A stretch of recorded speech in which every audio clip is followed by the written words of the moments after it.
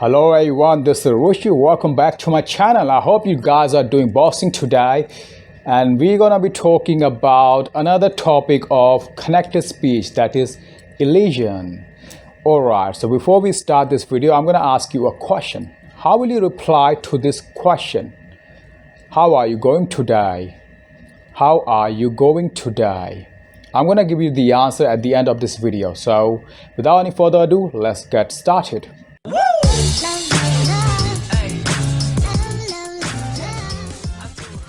Now let's talk about elision. What is elision?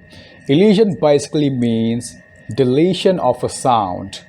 So elision happens when a sound disappears because it is followed by a stronger or a similar sound. For example, if I say next door, next door. Now because next is followed by door and the D sound is a little bit stronger than the last sound of next. T is a weaker sound here, so I will say next door. I will delete T sound, so I will say next door, next door. So you can see I can glide through smoothly through one sound to the another sound. This is really important, especially when we speak fluently, and most of the native speakers use elision in their daily conversation. Or if we say dad take, dad take. Now in order to sound smoothly or fluent, I would say that take, that take. So I will delete the D sound because the D sound at the end of dad is weaker, and take, the initial T is a stronger sound. So I will say that take, that take. Or if I say most common, I can delete T at the end of that word most, and I will say most common, most common. Elision can also happen in one word. For example, asked, asked. So because it's really difficult to pronounce this word asked, and K sound is a little bit weaker, so we can't really pronounce it well. So in order to sound smoothly, I will remove or delete the K sound. So I will say asked, asked. Or if I say clothes, clothes.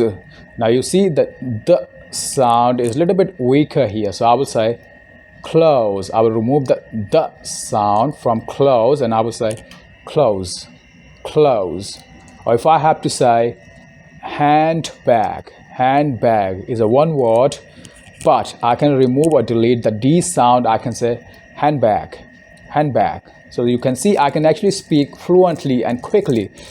If I don't use elision, it's really difficult for me to say this word handbag, handbag. It's really difficult. See, you have to put too much effort while speaking, right? So that's why elision makes it really easy for us to speak fluently and without any effort. So I can say handbag, handbag. Now let's look at some of the cases of elision. When we can do elision, what are the conditions? So number one, loss of weak vowel after sounds such as P, T, K. For example, if I say potato, potato, tomato, tomato, perhaps, perhaps. So you can see I wouldn't say potato, I would say potato, tomato, perhaps. So because the sound here, initial sound is quite weak, I will use elision and I will delete the initial sound. Potato, tomato, perhaps. Now second case is when there is a weak vowel and then it is followed by a sound N or L or R. For example, if I say tonight, tonight, police, police, correct, correct. You see, I don't have to put a lot of stress because the sound is quite weak. I will say tonight. I wouldn't say tonight. I will say tonight. Or police, police, correct, correct. So because the sounds are weaker, I will delete that sound. Then the third case is avoidance or complex cons clusters. Now, what does it mean? So there are many sounds when we really find it difficult to pronounce, and those sounds are really difficult, put a lot of effort on our mouth while we speak. For example, if I say this sentence, George the sixth throne. Now you see, focus, sixth, really difficult to say, right? In order to sound smooth, I will remove the last th sound and I will say George the sixth throne, sixth throne. So I will remove or delete the sound and I will say sixth throne, sixth throne. Now another case is when there is a plosive sound and it is followed by a fricative. So the middle plosive sound disappears. For example, X, X. So I can say X, X, but it's really difficult to say whenever we're speaking fluently, right? So I can say X or looked, looked, back, back, scripts, scripts. So you can see I can remove or delete these weaker sounds because these are not really required whenever we speak fluently. So elision is simple, right? We just delete a weaker sound. It's quite simple, isn't it? All right, so now let's practice reading some of the sentences. Number one, you must tell him.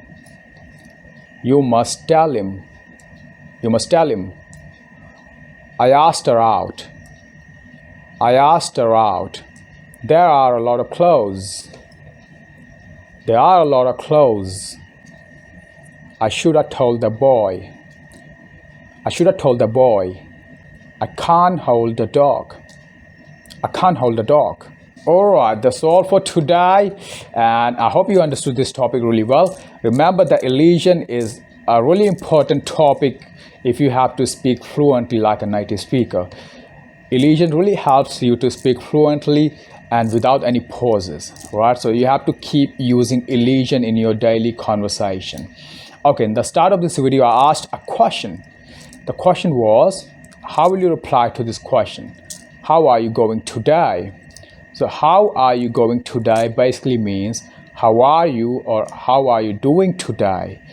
So this is a way of asking how are you, and it is basically used by Australian people. So you will simply reply as I'm doing great, or I'm going great, or I'm well, I'm good, right? So this is the simple way you can reply. All right, so I hope to see you next time with another video. Adios, ta-ta.